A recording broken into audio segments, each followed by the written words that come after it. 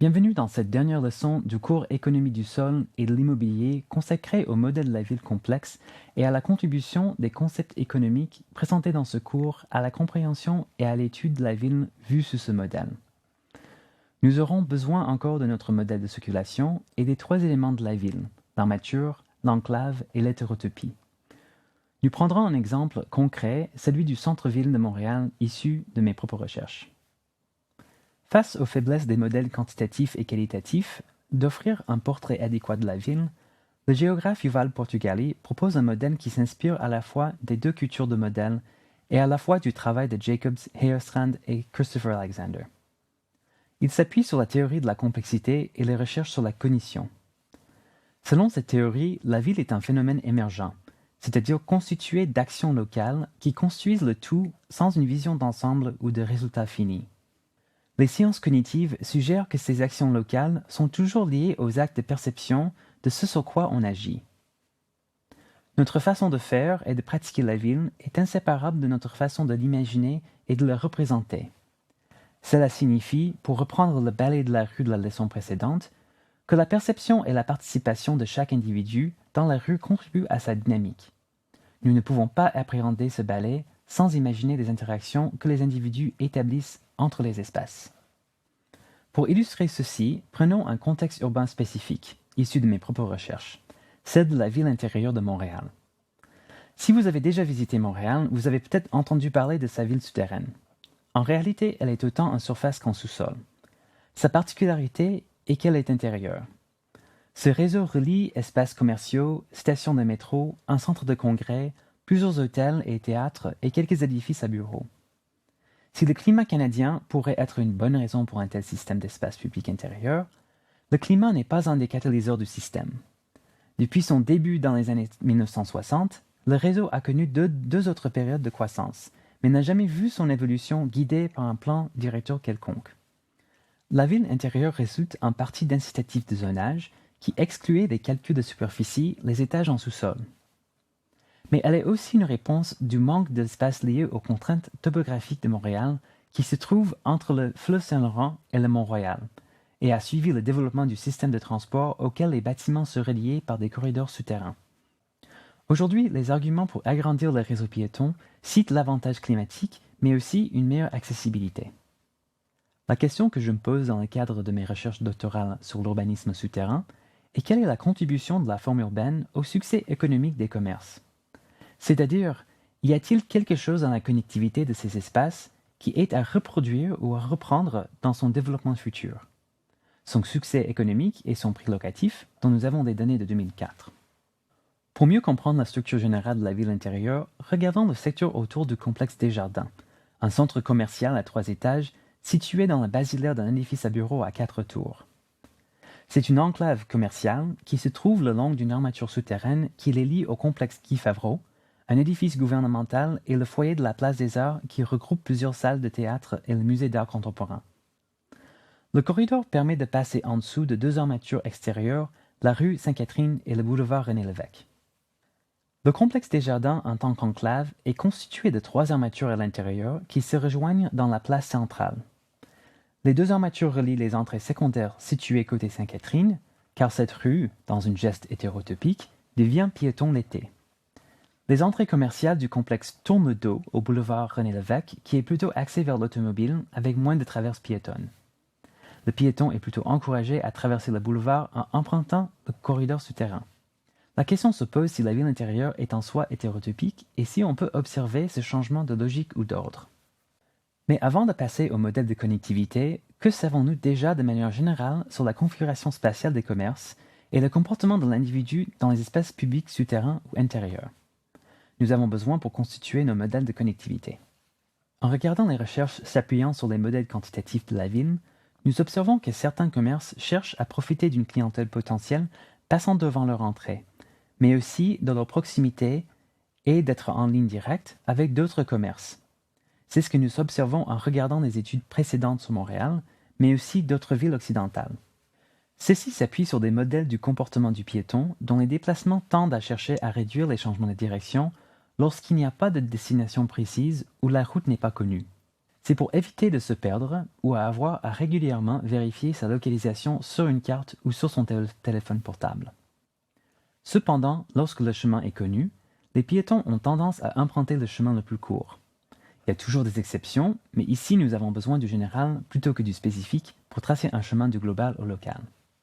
Les recherches qualitatives, en utilisant des entretiens ou des observations, suggèrent que les piétons sont attirés par d'autres piétons, un effet de foule. Ces études observent aussi que cette présence d'autres personnes, en plus de sa facilité d'accès et d'une lumière naturelle, contribue à l'attractivité des lieux souterrains et au sentiment de sécurité. Mais pour que les lieux puissent espérer une fréquentation accrue de clientèle, ils doivent offrir des destinations attirantes et être facilement accessibles, surtout s'ils veulent devenir une destination pour quelqu'un qui n'avait pas l'intention d'y passer. Regardons un aspect de ce balai urbain du centre-ville de Montréal. Pour reprendre notre modèle de circulation, nous nous intéressons à la manière dont la connectivité des commerces établisse une dynamique potentielle de circulation et d'interception des piétons. On imagine que les commerces se situent de manière stratégique et que cette stratégie a un effet bénéfique qui se reflète dans le prix locatif. Pour ce faire, on regarde la configuration spatiale et plusieurs modèles d'interaction entre les commerces en tant qu'enclave qui influent sur la circulation des piétons, sur les armatures et ce à des échelles différentes. Le premier traite le nombre de trajets entre le commerce avoisinant CO et CD qui passe devant le commerce CI.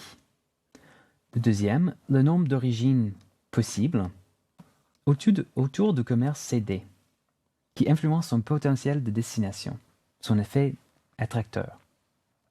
Ensuite, on s'intéresse aux caractéristiques géométriques des trajets qui mènent à chaque commerce, que ce soit l'angularité moyenne du trajet, le nombre de commerces accessibles à un nombre limité de tours, ou le degré de rectitude, de straightness, du trajet. Pour faire ces analyses de connectivité, nous convertissons chaque local commercial en un point qui indique l'entrée sur un corridor piéton ou dans la rue. Ensuite, on imagine des déplacements de tous les commerces à tous les autres commerces à une distance ou nombre de tours donnés, et on les évalue selon un des modèles d'interaction. Nous analysons les commerces extérieurs et intérieurs ensemble, car d'autres recherches sur la ville intérieure suggèrent qu'ils créent une dynamique commune. De plus, et pour rester fidèle au modèle de la ville complexe, l'émergence de la dynamique de la ville intérieure ne peut pas être détachée de celle du reste de l'arrondissement, échelle pour laquelle nous avons des données. La décision de limiter les analyses à des rayons de marche plus petits relève de l'hypothèse que ce balai urbain évolue à des échelles différentes et pas dans un système global avec des limites bien définies. Nous n'avons pas le temps de regarder l'analyse ou tous les résultats en détail, mais il est intéressant de remarquer que chacun des modèles d'interaction spatiale contribue de manière importante à expliquer que certains commerces du centre-ville de Montréal se louent plus cher que d'autres. Le succès économique ici s'appuie surtout sur la quantité de superficie commerciale qui est accessible à une distance de 800 mètres. Ensuite, plus les trajets à 400 mètres, ou 5 minutes de marche, autour des commerces sont droits, plus le loyer est élevé. Ces deux exemples suivent une logique du potentiel de circulation de clientèle entre les commerces. Le commerce a aussi un avantage d'attirer les passants, c'est-à-dire de les intercepter, car plus le flux potentiel devant le commerce est important, plus le loyer est élevé, et ce à seulement 200 mètres de marche. La clientèle locale est la plus importante. Bien sûr, nous parlons d'un cas particulier, Montréal, et même si nous avons évalué plusieurs modèles différents d'interaction, ce cas reste le point de départ. Nous devons nuancer si on veut tenter de l'appliquer à d'autres endroits, c'est-à-dire de parler de loi universelle, une hypothèse que le modèle de la ville complexe remet en question. Rappelons-nous de Jane Jacobs que le balai urbain n'est jamais tout à fait pareil d'un endroit à un autre, et même dans le temps. Selon David Graham Shane, les centres commerciaux et les rues intérieures ont une tendance à être hétérotopiques. Ils adoptent et modifient la logique de la rue. Dans le cadre de notre analyse, on s'intéresse aux différences de configuration entre l'intérieur et l'extérieur. Peut-on vraiment parler d'un comportement hétérotopique de la ville intérieure? Si on compare l'intérieur et l'extérieur, on remarque que les deux profitent autant d'être à proximité d'autres commerces et sur des trajets droits. S'il y a un changement d'ordre, c'est au niveau de l'angularité des trajets et de leur fréquentation potentielle selon le nombre de trajets qui passent devant. Alors qu'à l'extérieur, les commerces profitent de passants au maximum de 10 minutes de marche, ou 800 mètres, les commerces intérieurs profitent seulement de ceux qui passent à très courte distance, 100 mètres. L'analyse d'angularité révèle que si les commerces extérieurs ne profitent pas beaucoup d'être au bout du chemin tortueux, les commerces intérieurs en profitent plus. En fait, la stratégie hétérotopique des centres commerciaux n'est pas d'acheminer la clientèle le plus rapidement d'un commerce à un autre et jusqu'à la sortie, mais plutôt de la garder le plus longtemps et la faire passer par le plus de magasins possible, même si cela nécessite des changements réguliers de direction. On peut se poser la question, est-elle problématique? Mais ça, c'est plutôt une réflexion pour la conception architecturale et urbanistique.